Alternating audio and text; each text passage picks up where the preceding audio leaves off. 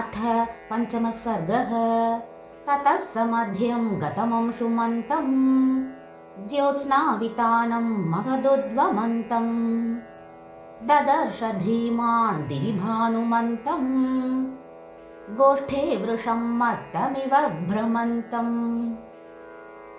लोकस्य पापानि विनाशयन्तं महोदधिं चापि समेधयन्तं भूतानि सर्वाणि विराजयन्तं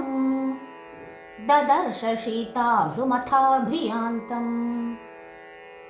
या भाति लक्ष्मीर्भुवि मन्दरस्था तथा प्रदोषेषु च सागरस्था तथैव तोयेषु च पुष्करस्था रराजसा चारुनिशाकरस्था हंसो यथा राजतपञ्जरस्थः सिंहो यथा मन्दरकन्दरस्थः वीरो यथा गर्वितकुञ्जरस्थः चन्द्रोऽपि बभ्राज तथाम्बरस्थः स्थितः ककुद्मानिव तीक्ष्णशृङ्गः महाचलश्वेत इवोच्चशृङ्गः हस्तीव जाम्बूनदबद्धशृङ्गः रराजचन्द्रः परिपूर्णशृङ्गः विनष्टशीताम्बुतुषारपङ्कः महाग्रहग्राहविनष्टपङ्कः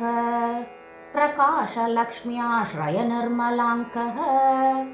रराजचन्द्रो भगवान् शशाङ्कः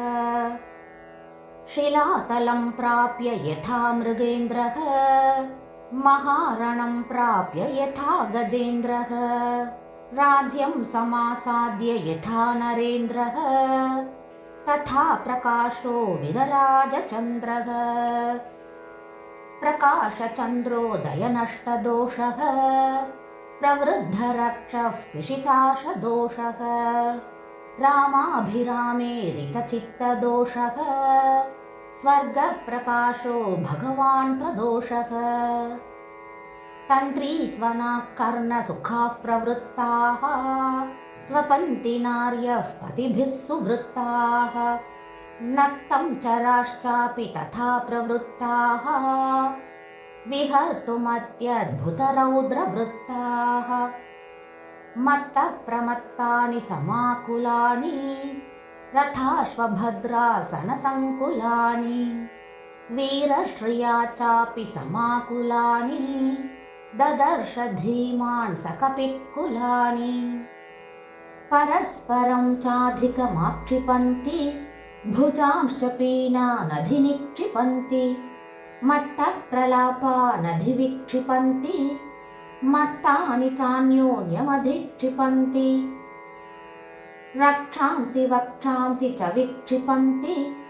गात्राणि कान्तासु च विक्षिपन्ति रूपाणि चित्राणि च विक्षिपन्ति दृढानि चापानि च विक्षिपन्ति ददर्श कान्ताश्च समालपन्त्यः तथा परास्तत्र पुनः स्वपन्त्यः सुरूपवक्त्राश्च तथा हसन्त्यः क्रुद्धाः पराश्चापि विनिश्वसन्त्यः महागजैश्चापि तथा नदद्भिः सुपूजितैश्चापि तथा सुसद्भिः रराजवीरैश्च विनिश्वसद्भिः ह्रदो भुजङ्गैरिव निश्वसद्भिः बुद्धिप्रधानान् रुचिराभिधानान् संश्रद्दधानान् जगतः प्रधानान्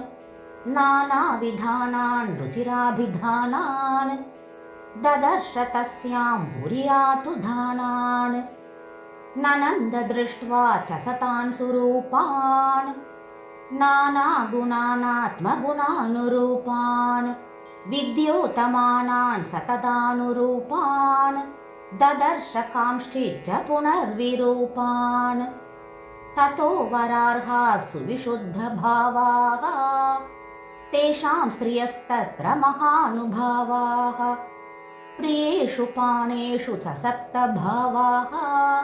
ददर्श तारा इव सुप्रभावाः श्रिया ज्वलन्ती स्त्रपयोपगूढाः निशीथकाले रमणोपगूढाः ददर्श काश्चित् प्रमदोपगूढाः यथा विहङ्गाः कुसुमोपगूढाः अन्याः पुनर्हर्म्यतलोपविष्टाः तत्र प्रियाङ्केषु सुखोपविष्टाः भर्तुः प्रियाब्धर्मपराणि विष्टाः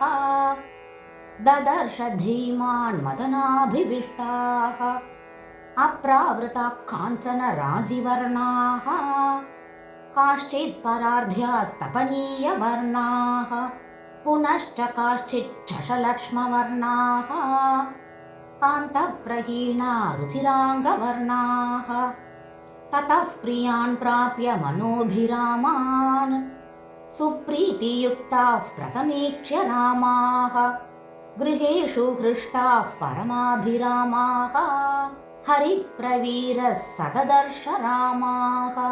चन्द्रप्रकाशाश्च हि वक्त्रमालाः वक्राक्षिपक्ष्माश्च सुनेत्रमालाः विभूषणानां च ददर्शमालाः शतह्रदानामिव चारुमालाः नत्वेव सीतां परमाभिजातां पथि स्थिते राजकुले प्रजातां लतां प्रफुल्लामिव साधुजातां ददर्श तन्वीं मनसाभिजातां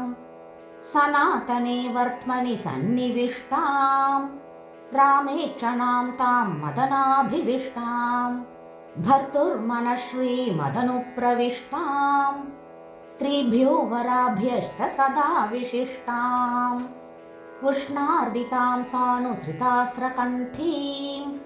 पुरावरार्होतमनिष्ककण्ठीं सुजातपक्ष्मामभिरक्तकण्ठीं वने प्रणृत्तामिव नीलकण्ठीम् अव्यक्तरेखामिव चन्द्ररेखां वां सुप्रदिग्धामिव हेमरेखां शतप्ररूढामिव बाणरेखां वायुप्रभिन्नामिव मेघरेखां सीतामपश्यन् मनुजेश्वरस्य रामस्य पत्नीं वदतां वरस्य बभूव दुःखाभिहतश्चिरस्य प्लवङ्गमो मन्द इवाचिरस्य। इति श्रीमद् रामायणे सुन्दरकाण्डे 5मः सर्गः।